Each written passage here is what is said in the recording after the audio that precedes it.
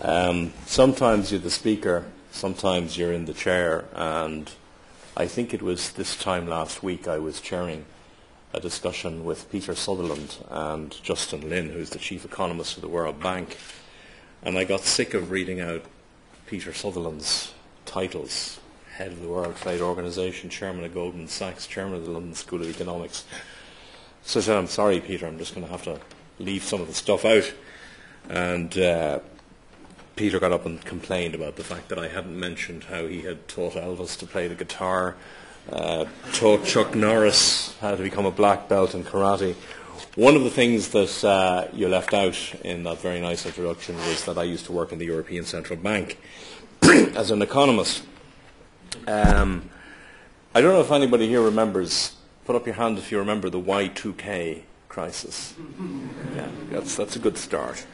I was an economist in the European Central Bank about 10 years ago, 11 years ago, when this crisis first emerged. And I was made, it's a bit like being made fire drill officer, I was made Y2K officer for my local floor, which involved endless boring meetings involving a British consultant, an American consultant, and an elderly in-house French manager from the European Central Bank.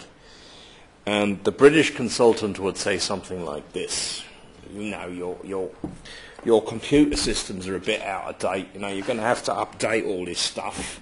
We'll show you how, because, you know, Y2K is going to be quite a critical event, could really damage your reputation if anything went wrong.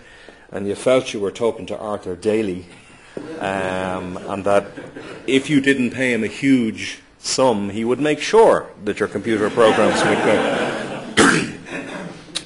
And of course, the French elderly manager, who had never quite forgotten the Battle of Agincourt, didn't react to this very well, and he grew simmering quietly in the background. And you could see that diplomatic tensions were rising. And unfortunately, the American pushed the situation over the edge by coming in and said, man, you guys don't know what's around the corner. I mean, Y2K could just completely destroy the world economy. If you don't allow us to upgrade you've got this crappy, out-of-date, with typical American sensitivity and diplomacy, this crappy programming you're using here, the C++ stuff, Y2K is going to be the biggest disaster. It's going to, the euro could just collapse. The Frenchman thought about this, and I'm sure memories of the Louisiana Purchase were now the top of his mind. And he said back, and he said, he said to the American, he says, I don't think Y2K is really that big a problem. I don't think it will be a disaster, like you say. And the American got into a paroxysms of self-justified rage. No, man, this is the big thing. You got lots of nines in your codes and hash signs, and you can't have that, man. That's going to screw you all up. All your computers won't work. He says, no, monsieur, you don't understand because you are American. I know. I'm French. I know Y2K will not be a problem because unlike America, in France, we have seen Y1K. It was not a problem.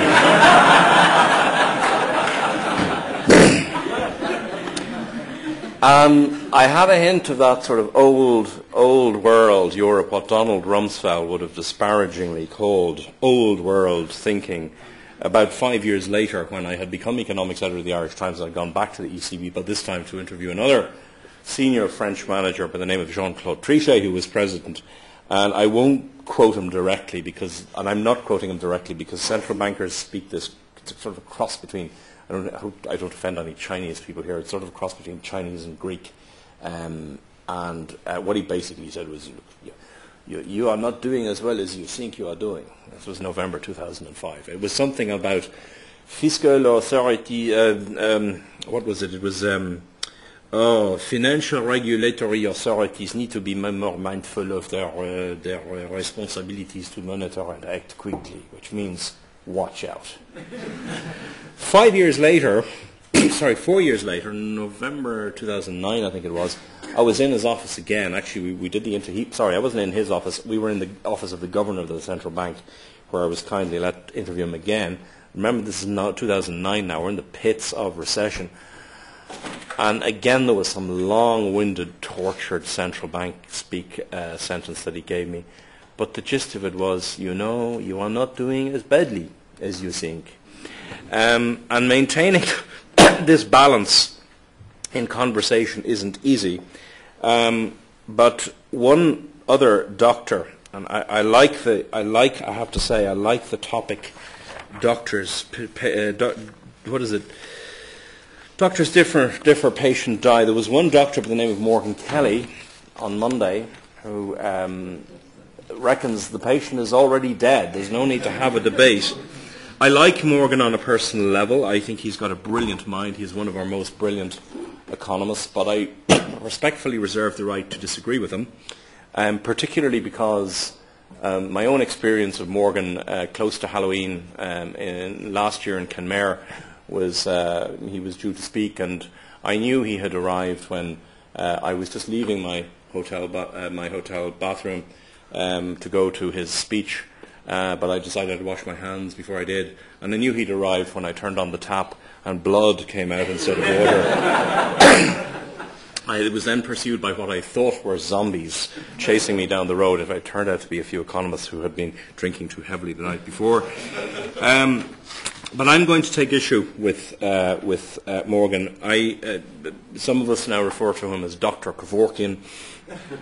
I do greatly appreciate the need, particularly as Irish Times economics editor of late, the need for negative, balanced comment.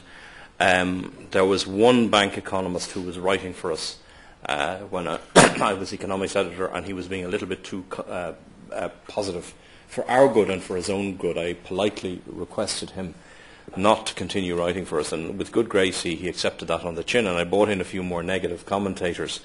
And I think people like Brian Lucy and Konstantin Gergiev, if I pronounced it correctly, are examples of the kind of commentators who have excellent research records, excellent publication records, and when they comment, you know there is the strong weight of data and rigor analysis behind them. And I'm not saying that that is not the case with anyone else, but I am strongly suspicious of articles from academic economists that begin with emotive language. I have criticised Dr. Rob Kitchen of the National Institute of Spatial Research Analysis for commencing a paper on vacancy in the housing market with the words, "A spectre is haunting the housing market, the spectre of ghosts' estates." Professionals, scientific professionals, don't engage in that kind of language. Please kindly leave that up to the media. David McWilliams does it, and fair dues to David McWilliams, that is his stock in trade. David McWilliams is not a highly paid academic funded by the taxpayer. Academics, scientists are there to present facts in the cold light of day and to be balanced about it, and I'm afraid I don't believe that's happening. But before I disagree with anyone else, let me start by positively outlining what I believe in. I wrote this book, Back from the Brink. Self-praise is no praise. So for that reason, instead of praising myself, I get other people to do it. Some of you see Joe Lee there, Charlie McCreevy, Tom Garvin, Don Thornhill, Chairman of the Competitiveness Council, Dan White. There were other people who reviewed that book. I'll just leave it there for an hour or so. There were others, but there's a diversity of opinion there.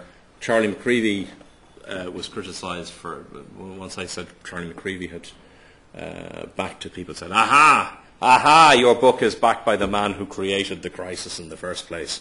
I'm going to prove to you that not only was Charlie McCreevy not the man who caused the crisis, had he hung around in the Department of Finance a few years longer than he did, had he not been exiled to Brussels, the crisis would certainly have happened, but the fiscal correction would have been a much less challenging affair. I want to show you this chart, which is a very it's a simplification of a chart. The blue line is a chart I did back in 1994 when I was a young economist in the Department of Finance, and one of my first jobs was to look at something called the ESRI Medium-Term Review. Many economists have claimed to have forecasted the Celtic Tiger, but I'm afraid, writing an article is not doing a forecast. A forecast is teamwork, which involves numbers and effort. It was done by the ESRI in the spring of 2004, and they projected about 15 years forward, and what they projected was broadly the blue line. Okay? And it smoothed over somewhat. What the red line represents is where the economy actually went. And we follow that story up to the end of 2009 when the recession ended. And what the SRI said was that in 2004 the economy will grow love handles. What will happen to the economy is what happens to every male between the ages of 40 and 50. They get a little fat, they get a little slow, they get a little grey, but they remain fundamentally okay. And that by 2004 Ireland was destined to become a boring middle-aged economy like Germany or Holland or Belgium. And that didn't happen. It happened all of the way up to 2004. There are small differences between what happened and what was forecast, but I've traced over them because they're not so significant. If anything, what happened was slightly better than what the SRI predicted. But the key thing is how real GDP overshot where it was supposed to go, and then it came back down. But look at the endpoints of the blue and red lines, and what's really interesting, where we have arrived in terms of economic output, and certainly we have a debt issue to face and an unemployment issue to face, but where we've arrived at economic output is not a million miles away from where the ESRI was said we were going to be. And when they said that, nobody believed them. Everybody said those guys are smoking dope in there. Some of them maybe, I don't know, but academics are funny people. But they were accused of being really way off on the over-optimistic scale. But we're actually broadly, in fairness to the SRI, they've been pretty good at forecasting, and they were right. The problem is we didn't go there by the straight and narrow path that they set out. We went there, we got to the right point, broadly, slightly lower maybe, but look at that red line. That's the problem we're with at the moment. It's not where we are, it's how we got there, and some of the damage done to us on the way. So the idea that the Celtic Tiger was all in vain is nonsense. Now, where are we? Where were you in 1916? Were you under the bed, cowering, or were you fighting with the Brits? Or worse, were you collaborating with the enemy? I had to laugh when the Sunday Tribune published a photograph of me alongside Bertie Ahern and Sean Fitzpatrick with the title, "The Men Who Contributed to the Bust." And I immediately called my bank manager and asked him to locate the huge profits that I had made during the boom, because as a point of ethics I do not invest in shares, and I own no property other than the house in which I live, because I think it's unethical to do so. And my crime was to have written a book called The Best Is Yet to Come in 2007, chapter 4 of which predicted the downturn. But I contrasted 1987 with 1997, and I decided that if the Irish economy had gone from being the basket case of Europe in 87 to being the shining light of Europe, which it genuinely was in 1997, that within a 10-year period we could recover and get better. And that's what I believe we're going to do. And it's not just me. It's Frank Ryan, head of Enterprise Ireland. It's Ollie Rehn, the EU Commissioner. It's Jean-Claude Trichet. I'm in good company, and I stand by everything I wrote in that book. But I was criticised for writing it. But in the book, I put in some of the earlier warnings that I had made about the economy. You can see from July 13th, July 29th in 2005, I was warning that growth is not sustainable. High growth lending rates threaten our economy. August 19th, the influence of construction is disproportionate. My favourite one is March 31st, 2006. I started a long article on regulation by saying, "Stop the economy, I want to get off." I said financial regulation is broken down. I said absolutely nobody is in charge. July 6th was another good one. I said aimless, lopsided and unsustainable. Our economy needs remedial action now. Revenue growth is not strong, it is absolutely crazy, and the government's fiscal position could deteriorate rapidly. Brian Cowan responded on July 13th in an article that began with the sentence, "The state's finances are on solid ground." So 4 days later, I went to an economic conference in Galway. And I went to confront him. I was like a stalker. And he was hanging around outside a press conference that was about to begin. And he ran away from me. And he himself and Micheál Martin sat down at the front desk where they were going to answer questions with from annoying economics editors like me. And I made a point of sitting in the front row. And on July 17th, 2006, I asked Brian Cowan a question. I said, have you got a contingency plan for a global recession? Have you got a contingency plan for a global recession? And I prefaced it by saying, we all hope and expect that there will be no global recession. But there is a chance that there will be a global recession, because as a European central banker, I knew that imbalances had built up, that monetary policy was too loose. The world economy is like a guy who's been deriving energy from 10 hamburgers a day and 10 cups of coffee a day. That is what a low interest rate regime is like. And some economists think the solution is to keep eating hamburgers and coffee. No, it is not. We need to correct the dependence on hamburgers and coffee. Low interest monetary policy is the junk food diet of economics. And we have been relying on it for 10 years. And I put that point to Cowan and Martin. Their response was that we didn't need any contingency program. Well, now we know that we did.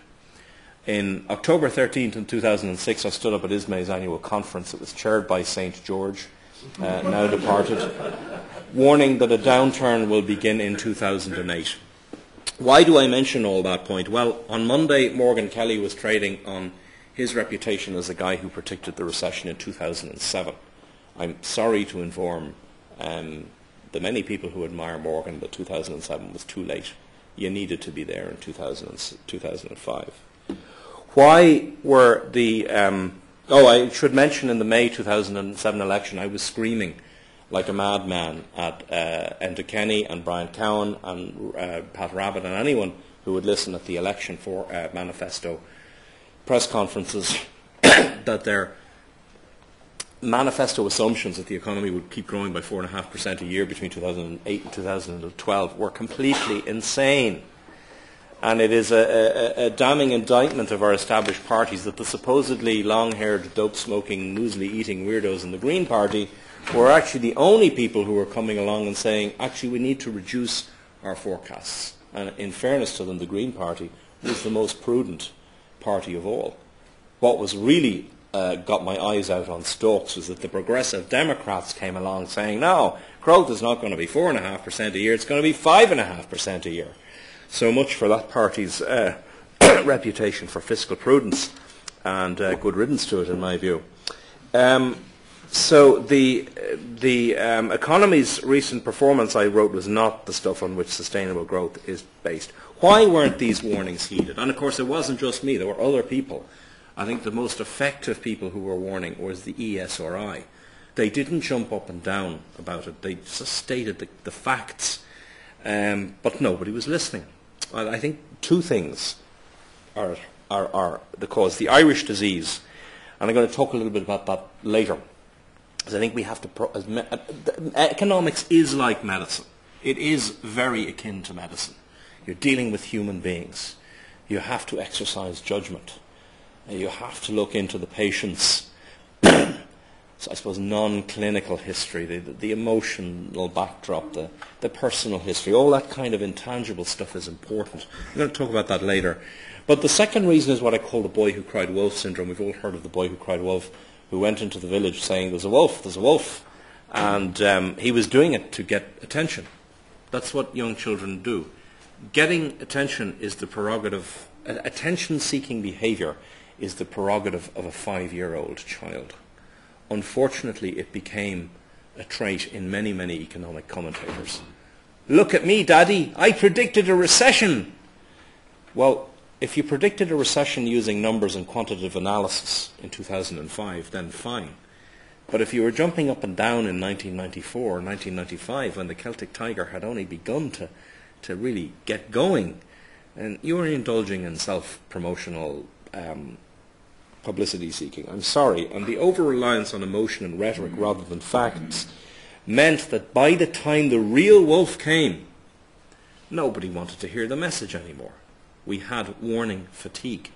And Bertie Ahern was able to dismiss the really sound warnings by saying, sure, we've heard all that before. That's a load of crap. Credible numbers-based warnings emerged in 2005. Double-digit credit growth. Double-digit growth in capital taxes.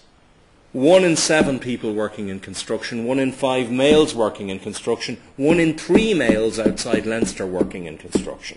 These were clear, hard metrics that were presented to the political system and the media, but politicians didn't want to know, and the public had heard too many crappy, premature warnings to give a damn.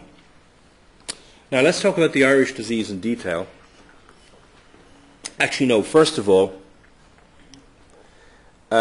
let's just knock on the head the idea that Charlie McCreevy was to blame for this. He certainly made mistakes. The tax reliefs were one. Excessive spending growth rate in 2001 were certainly a partial contributor. But as you see, the rot really set in 2004, when from 7.5% export growth went to 3% in 2008, from 6.8% in 2004, investment growth went negative. GDP growth went from a slightly excessive 4.5% to minus 2.3%, but the credit sector figure of 200 billion to 400 billion, that is the smoking gun of the Irish economy.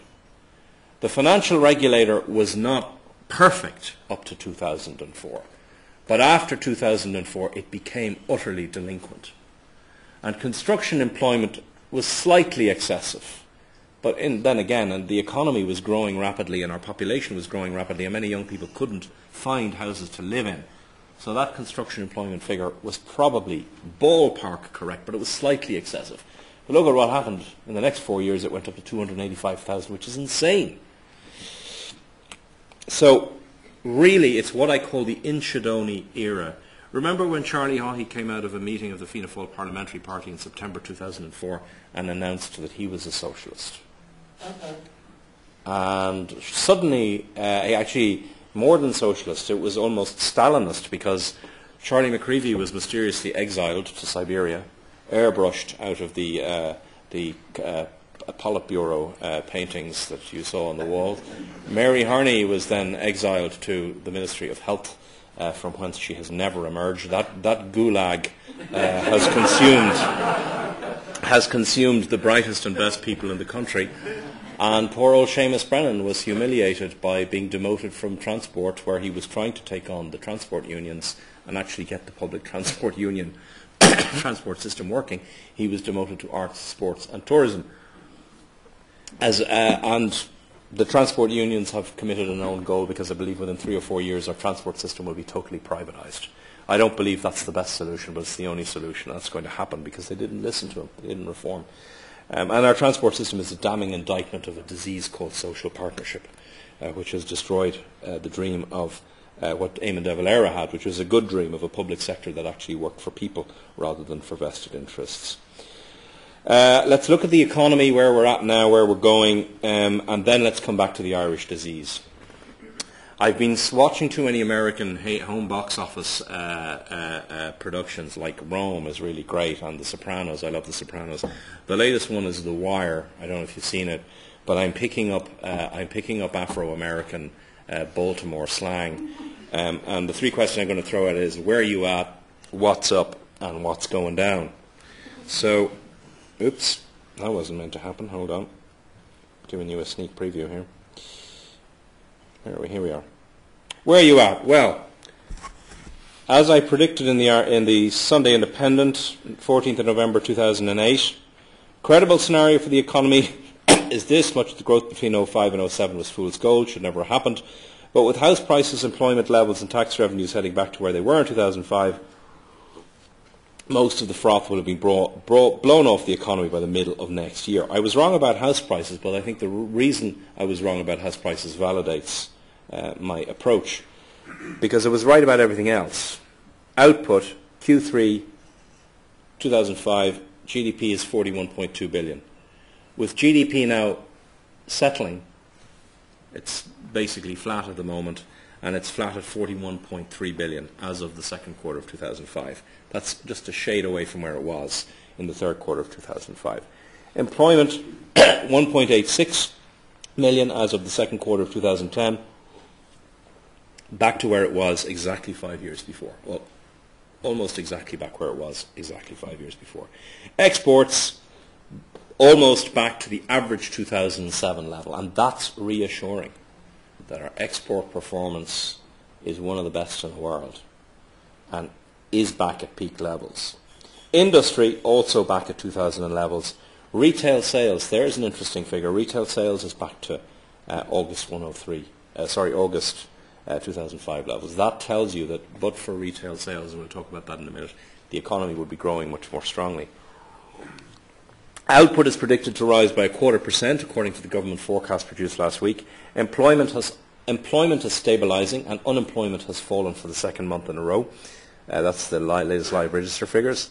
Unemployment, by the way, is not 450,000. If anyone tells you that, tie them to a lamppost and whip them within an inch of their life. Unemployment is 293,000, which is a bad enough figure to begin with without exaggerating it. We have one of the most generous dole policies in the world. I don't say we should cut it, but we have one of the highest unemployment benefit. We need it because we have a high cost of living country. We also give it to about 60% more people than are actually unemployed. But of course the media loves to report the big figure. 450,000 people. Wow. It's 293,000. 100,000 of whom would not work if you paid them €1 million a year. A remaining 90,000 of whom will find work, but the process between losing their job and finding a new job is becoming more elongated. It's roughly 110,000 long-term unemployed. They're the problem we have to solve. They're the people we have to help. But if you make the problem look 4 times bigger than it actually is, do you make it harder or easier to solve it? Duh. You express the problem in the most targeted, focused manner. Your surgeons, your medical people, you know that. You don't operate on a patient with a chainsaw. You use a scalpel. You go into the fine points. And that's not happening in the media. Exports are growing by 10%. Industry was growing by 10.4% in August. That's actually gone up to 12% in September since I put these slides together. What's going down? Well, tax revenues are kind of stabilising, but they're stabilising back at 2003 levels. Why? Thanks to the property market and the government's stupid over-reliance on that. Retail sales are falling. House prices have gone way back to, I think, ignore the figures after house prices. There's an error there. I put in the export figures or something. House prices have gone way back to 2001. We'll talk about that in a while. Consumer confidence is falling for the 4th month in a row, and of course our bond spreads are absolutely appalling. What do all these things have in common? In contrast with employment, exports, industry, which are doing very, very well, what do these things have in common? What do they depend on? What do house prices and retail sales and bond spreads depend on? They depend on confidence. What happens if you tell a 5-year-old child they'll never succeed? Do you think they're going to succeed or not? If you go into an operating theatre with a patient who has a 50% chance of survival, let's say they're going in for a lung cancer, an operation on their lung, they've got lung cancer, and you're a relative, right? And you've been telling them not to smoke you've been telling them to give up smoking for 20 years. You've been telling them to quit smoking. It's 5 minutes before they go into the operating theatre. There's a 50% chance they might not come out alive. It may be the last chance you have to speak to them. What are you going to say to them? You're going to go, you're a right feckin' idiot. I told you to quit smoking, and you're probably finished. I wanted to say another word. Or are you going to focus their minds on the 50% chance that they actually might get out of there? What has the media been doing?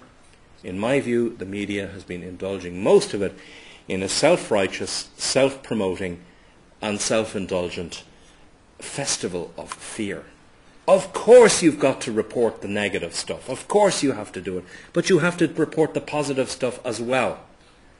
The negative stuff I've reported, house prices, bond spreads, gets page 1, banner headlines. The fact that exports, manufacturing output are growing, unemployment has stopped falling, tax revenues are now growing again. The fact that the OECD, IMF, European Commission and ECB are all forecasting the Irish economy to outperform the Eurozone next year. It gets reported on page 17 and it gets 2 inches. And that is a huge problem. Are the bond spreads solely down to media misreporting? Of course they're not. There are a valid response to appallingly bad government policies and a bad approach to both forecasting and reporting the size of the bank bailout costs. But the media is about 30% of the problem, and it could be the 30% that tips the balance between success and failure. The Japanese have a saying, whether you think you're going to succeed or whether you think you're going to fail, you're right. Our employment figures are interesting because at the end of 2010, according to the ESRI forecast, and recent figures suggest that the ESRI forecast will be better than expected by that forecast, we should have 1.85 million people working in the economy. It's looking more like 1.86, 1.87. That is more than 250,000 more than we had. Sorry, the figure is that is a little bit up on 2005, and it is 250,000 higher than we had 10 years before. Show me a country of comparable size to Ireland that has 250,000 more people working in its economy now than 10 years before. The problem is that we went too far in 2007. And there's a disease in the Irish economy called 2007 nostalgia. People who think we should compare ourselves with 2007. That was insanity. Forget about that. The fact that we have 293 unemployed and about 230,000 working migrants, of the unemployed about 250,000 of them are Irish citizens, is not made as part of a right-wing tirade against immigrants. Far from it. As I said on an interview with George Hook many years ago when he said, "Mark, what do you think about all these immigrants coming into the country? You think we should do something about it?" And I said, "Absolutely, George." I said, "You feckers from Cork have been taking our jobs from women for decades." But what the figure is, does it mean we blame immigrants who are coming over here and working hard? No, but what it is, it means we should not beat ourselves up too much about our unemployment figure, because a country that has been generous and open enough to take in 400,000 people and give 230,000 of them jobs, and if this is, by the way, if this is such an awful country to be in, how come there are so many people knocking on our door waiting to get in? Why doesn't anyone ask that question? But it shows that we actually can create enough jobs to give to all the Irish citizens that want them. The problem is the Irish citizens no longer want to do the jobs, all the jobs that they used to do. I used to clean toilets in an old folks' home. I worked night shifts, and I worked behind a deli counter in my early 20s. A lot of young people don't want to do that anymore. Well, that's fine. I don't know why I should pay my taxes to fund their dole if they don't want to do those jobs. So I think we have a welfare issue. Do we blame the immigrants? Absolutely not. But do we go up to our young people and say, "Listen, pal, you're 22. There's a job down the road as a hospital porter or a night shift attendant in a petrol pump. You want the dole? You take the job first. You go for the job first. You don't get the job, we'll give you the dole. They offer you the job and you don't take it, you're not getting the dole." Pretty quickly you would see the Irish component of the unemployment figures start to come down. Is that politically incorrect? Yes, and that's good. Our debt will be about 83% if you adjust for the bank bailout and the National Pension Reserve Fund, which broadly offset each other. More or less equal to the EU average and better than Britain. Unlike Britain, we have good reasons to have high debt. We have a young and growing population. Our bond spreads are rising, not because our debt level is fundamentally high, but because of the rate at which it is increasing. Provided the government can stop the rot in December, there is no reason why the bond spreads should not come down again, other than negative sentiment becoming a self-fulfilling prophecy. Whether you think you're going to succeed or fail, you're right. Negative commentators have done untold damage to this economy. Untold damage. There are thousands of people unemployed. There are tens of thousands of people unemployed, tens of thousands of people in negative equity, tens of thousands of people suffering income more than was necessary because of negative equity. Would we have or negative comment? Would we have a problem without negative comment? Of course we would. But we have added about 20% onto the problem because of the way the media has reported things. In September, I organised an event at which the guest speakers, a diverse range of speakers. There was Minister for Finance, there was Denis O'Brien, Danny McCoy of IBEC, Brendan Keenan. We had Seamus Dooley from the Union Movement, the National Union of Journalists. We had Brendan Keenan, David Murphy, Terence O'Rourke. David Murphy is the red-haired gentleman you see on RTE. Senator Fergal Quinn, many, many more. We all agreed it's time to stop talking the economy down. And thankfully, it seems to have had some effect, with the exception of Morgan's article. The tone, I think you will find, in the last 6 weeks has begun to become more balanced. And on the 2nd of October, just about a week after our conference, both The Independent and The Times had editorials saying, guys, stop the manic depression. By all means report negative news, but let's have some balance and proportion, please. What should we do in the budget? Let me see. Ignore that slide. I'm going to go back to. No, I'm going to go to my prescription. Well, first of all, we talk about population. Population is still rising. The Best Is Yet to Come book in 2007 was actually not so much about the economy. It said, look, we're going to have an awful downturn and then a slow recovery. But it was really about the much longer term prospects for the country out to 2020. And actually, I was too pessimistic. I said that population had grown to 4.2 million in 2006. And I said it would probably stabilise at that level for about 5 or 6 years and then grow to close to 5 million by 2020. What has actually happened is that since 2006, despite recession, our population rose from 4.2 million in 2006 to 4.5 million as of April of this year. Still rising, despite predictions that the last of our starving, raggedy-clothed nation were leaving for America on a famine ship. Now, we may see a stabilisation or even a slight decline of population this year. There may be 40,000, 50,000 net emigrants, but there are 75,000 people being born every year in this country. So the population forecast, which is for the population of this island in 2041 to arrive back where it was before the famine, is still on track and in fact looking a little conservative. We might hit 10 million. And by the way, the latter forecast is from the engineers of Ireland, not, you will agree, the most wild-eyed and imaginative people in the universe. Ireland grew by 413% between 1973, which puts the 12% fall in our economy between 2008 and 2010 in some perspective. You see in that chart, we have outstripped the euro area and OECD average by a factor of 2. So we have an amazing potential if we get things right. If we can get things right. Now let me finally talk about the Irish disease, because this is the disease we have to cure. And this is not economics. This is something much deeper than economics. I grew up in Germany, a very Lutheran part of Germany, a very literal people. If you write something down, it's gospel.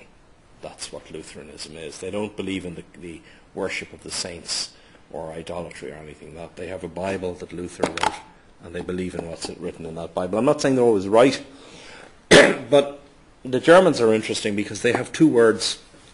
A German sociologist, Max Weber, came up with two words, and they're like kind of precision tools with which to analyze our situation, our mindset. One is Gemeinschaft, which means family, friends, and community and voluntary associations. The things that you do, the relations you have out of bonds of love and affection and neighbourliness or feelings of obligation. Not the stuff the state forces you to do or your employment contract forces you to do, the natural stuff you want to do because you love the people around you or you care about your community, etc., etc. One of the things that makes this one of the best countries to live in. And by the way, you may have spotted the United Nations ranked Ireland the 5th most pleasant country to live in. And it's true. It really is true. I've lived in Holland, I've lived in Germany, I've lived in England. It is true, and it is still true. And it's because we get Gemeinschaft absolutely. We really know how to do Gemeinschaft in this country. Germany's not so good. In Germany, your next door neighbour will take you to court if your garden shed is 2 centimetres higher than the local authority regulations. You think I'm joking. It's actually happened. The problem here is Gesellschaft. Gesellschaft is the stuff that you are obligated to do by law. It is the rules that everybody has to abide by, regardless of whether they are, what family they are in, what community they are in, and what locality they are in. Gesellschaft is what binds all the families, communities, neighbourhoods into a nation. And this is the Lutheran thing. We write down our theses, we bang our 95 theses on the cathedral door, and we all follow that. Regardless of what family we're from, what town we're from, that's how you build a nation. And it is essential to have law, to make law commonly understood as for the common good. It is essential to have a concept of fair practice at work, equity in the tax and welfare system, and principled regulation in the economy. Without these things, you don't get civic trust. And without civic trust, you don't get that crucial ingredient that we don't have in Ireland. We think we have a leadership problem. We don't have a leadership problem in Ireland. We're relatively good at producing leaders. What we have is that a problem is that Irish people say, oh, if we only had a leader, if we only had a leader. And then the leader appears and we go, what the feck do you think you're doing telling me what to do? We don't do followership. And there is a good reason we don't do followership, because followership requires trust in the equity of the civic contract, trust in the Gesellschaft. We don't have it. Why should I, as a low-paid worker, public service worker, accept a pay cut when elements of the private sector, which shall be nameless, are screwing me in a cartel that drives up the price of the goods and services that I buy? Why should I, as a taxi driver, accept immigration and competition from migrant labour if the public service only has less than 1% of its working staff immigration? If the laws aren't seen to be applied across all tribes, the society cannot function as a cohesive equity. That is the first plank of the Irish disease. I do not believe Brian Boru was killed by the Danes. I do not even believe there was a Battle of Clontarf. And if there was, it was won by the wrong side. What actually happened was the Danes were coming over as part of a trade mission to sell cheaper beer, to show us how they had invented this concept of building cities, to introduce decent coinage that wasn't debased. Brian Boru, being a decent king who wanted to unite all the tribes into a Gesellschaft, let them in, and he was done in by his own tribal chieftains who didn't want it to happen. 1,000 years later, the Brits spent an exasperated 800 years trying to knit the country together, gave up in complete despair, and the tribal chiefs are back carving up the country in their own interest, except this time it's not the O'Rourke's or the O'Donnells and the McCarthys, it's ICTU, it's SIPTU, it's IBEC, it's the Vintners Association, and you've got a poor fecker called Brian in 4 weeks' time is going to try and knit the whole thing back together. I pray God he succeeds. Because as Tacitus said 1,000 years ago, explaining why Rome defeated the Celtic tribes of Europe, and it's still relevant today, he said, the problem with the Celts is the quarrels of petty chieftains divide them, and two tribes will rarely confer to repulse a common danger. As Karl Marx said, the burden of history weighs like a nightmare on the brain of the living. The second part of the Irish disease is whatever you say, say nothing. We've seen it in the church, we've seen it in banking, we've seen it in FÁS. I could list endless examples of where the Irish code of silence is crippling to our country. Consensus is not the answer. Consensus is a disease. It is the enemy of the people. And if you are somebody who goes along with consensus, you are part of our national disease, not a solution to it. Am I saying consensus is always bad? No.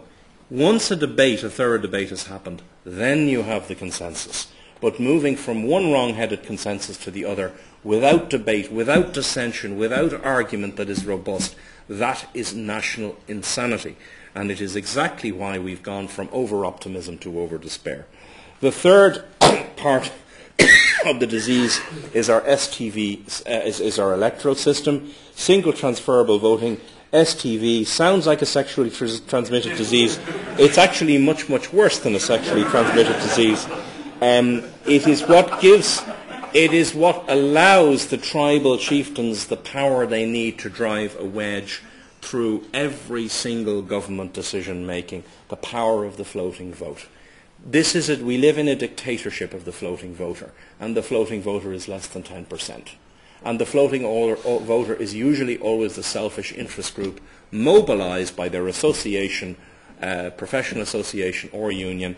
And of course, this is not just influenced by voting behaviour, but of course funding is dominated by vested interests who trade their votes as if it was a stock exchange. We need to move to a German list system so that we can actually appoint politicians to cabinet who have fewer than 6 fingers on each hand and actually have the intellect and the dedication to make the right decisions in the long-term national interest.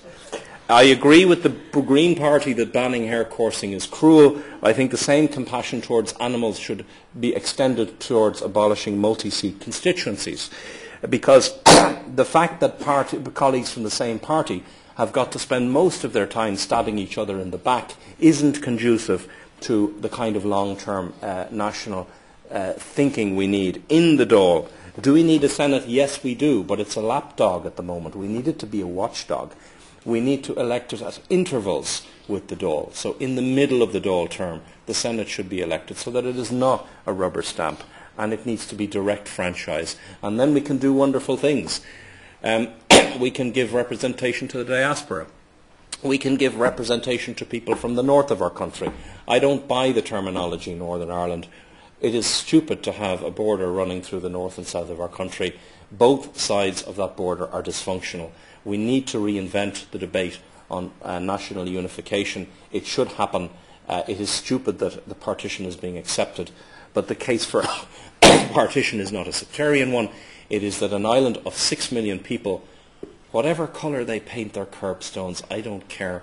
Whether they watch the Queen's speech or Mary McAleese's speech, I don't care. We need a single economy in this island with one tax system, one set of business regulations and one currency. Let's respect everybody's traditions, but let's get the 6 million people on this island working together as a single economy. We will all benefit from that in ways that you can't even imagine. Economies of scale, cohesion, complementarity. We could badly do with a bit of northern rigour in our thinking. We would complement each other. It wouldn't be a takeover of the south by the north or the north by the south. I think it would be an excellent merger of complementary elements. The Civil War is the final aspect of the disease. Queen Anne died in 1714, but it took about 10 years to sink in.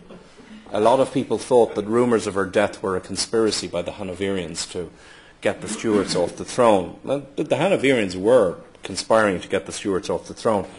But the fact that it took 10 years to sink in, and then they only had like horses to, bring letters up and down England and pigeons and stuff. We have modern technology, but it's still taking us over 90 years to figure out that the Civil War doesn't really matter anymore. Left-right split isn't perfect, but it's much more conducive to ideas, and it's much more hostile to the kind of destructive bargaining we've seen in our national politics. Political funding is another issue that we've got to overhaul. It's too deep to go into. Solutions, easy to make prescriptions. Solutions, here is my €12 billion plan to get the budget in order by 2014. You were the first people to see this. Seriously. A new task force is being set up, a new think tank called the National Alliance. to respond to our friends in TASC. Anybody know of TASC? Some people say cynically it stands for Totally Against Salary Cuts, but it actually stands for Thought and Action for Social Change. A very good and interesting bunch of people who are trying to promote the centre-left agenda, which is more state role in the economy, higher taxes, higher spending, and that's fine. It's good and healthy that's coming out. But I kind of thought it was time for somebody to stand up for what you might call Middle Ireland. So I will be coming up with an alternative programme which leaves tax hikes and welfare cuts to the very last. Instead, it says in 2011 what we've got to do is we need 2.75 million in McCarthy cuts, eliminating the least, sort of some of the more sensitive ones maybe should be dropped, but most of them should be implemented immediately. These ones have not been implemented to date, by the way. We can find over 600 million by benchmarking all public pay above the the average industrial wage. We can find 1.5 million by recalibrating income tax bands and thresholds in a way that doesn't increase the tax burden over time, because you index them then to give the money back to taxpayers when the economy recovers. We can get 850 million by means testing university fees and the state pension. Don't cut the state pension, don't cut the dole, but do means test the state pension. 280 million from cutting public pension incomes. I don't see why a young generation in negative equity on incomes of 30, 40 grand should be suffering, while public pensioners who earn pension incomes of over, some of them, €100,000 a year should not be making a contribution when their mortgages are paid off.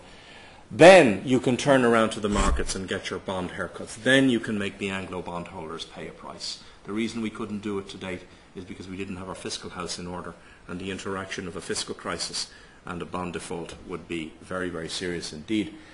We can get we can get tax buoyancies from abolishing stupid taxes like stamp duty, which are actually worsening rather than improving the government's position. We can get 1.6 billion from privatisation of semi-state companies, and we can get another 500 million a year. We don't need 129 local authorities. No country should have more local authorities than Paris Hilton has shoes. We need about 8 local authorities, and that's about it. Now, some points about Morgan. He said on Monday that 34 billion, where am I? He said the 34 billion cost of the bank bailout exceeds the fiscal capacity of the state. No, it doesn't. It's going to be spread over 10 years. It's about 2 billion a year. It's not pleasant, but it's less than half of what we've been spending on the National Development Plan and are continuing to spend on the National Development Plan each year, namely 6 billion. So no, it does not exceed the fiscal capacity of the state. He says that it is the worst aspect of the crisis. No, it's not. In the 2 years before the bank bailout cost, which is a once-off cost, it ain't going to happen again. Well, it might happen in 40 years if our descendants are as stupid as we were. Hopefully they won't be, but it is a once-off cost, and that it's not going to happen for at least 1 or 2 generations. Compare it to the 40 billion increase in the public debt in the preceding 2 years. An increase that is a dynamic and regularly occurring event. So he's wrong on those 2 counts. Perhaps, I think, if you're an academic and you're on a 6-figure salary and a 7-figure pension, you're kind of immune to criticising maybe public sector pensions. But he also says the 34 billion will soon be matched by 30 billion losses in the mortgage default market.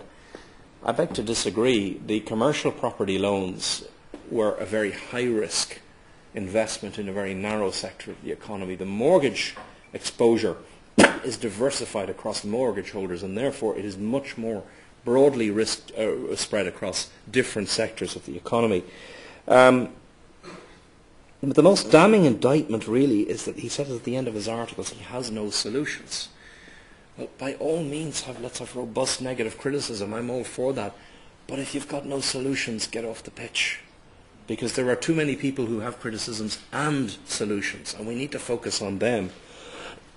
He says the mortgage market risk... thank you. He says the house prices are now reflective of the future. No, they're not. Ask a patient who's lying on the operating theatre, can they get up and jog 10 kilometres? Of course they bloody can't. The housing market is in distress. Our bond markets are in distress. what the metrics now for interest rates and house prices and consumer confidence are no predictor whatsoever of the long-term potential of this economy. And if our economy has a future, all of those things have a future. And if our real economy is back where it is in 2005, that's where our housing market should settle once we've abolished stamp duty, once we've brought some rationality back into our national debate. 4 solutions to his specific problem is: 1, we've got to get the cost of living down. We can restore full employment. We've got to cut the cost of living. We've got to tackle the budget. I've given you a plan for 12 billion cuts. I don't believe in the 15 billion figure. It's, as both Jean-Claude Trichet and Ollie Rehn alluded to, the bar is being set slightly higher so that bond markets are not disappointed in a couple of months, and that's a clever strategy. It's also politically clever for the government because it makes it Fine Gael and Labour much harder for them to agree on a solution. The true figure is about 12 billion. We've got to abolish stamp duty because it's a stupid tax, and my reference to people with 6 fingers on each hand was the people who support stamp duty, all of them. And then we've got to have a balanced debate in our media. So I'm sorry that I've gone over time, but I just want to thank you very much for doing me the honour of inviting me here, and I hope that at the very least you've had a bit of fun. Thank you very much.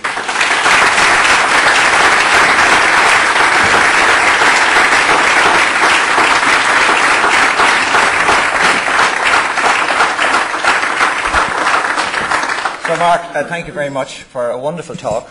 I think it was informative, it was funny, amusing, but most importantly, it was uplifting. And I think you have informed us in a factual manner, but you have given us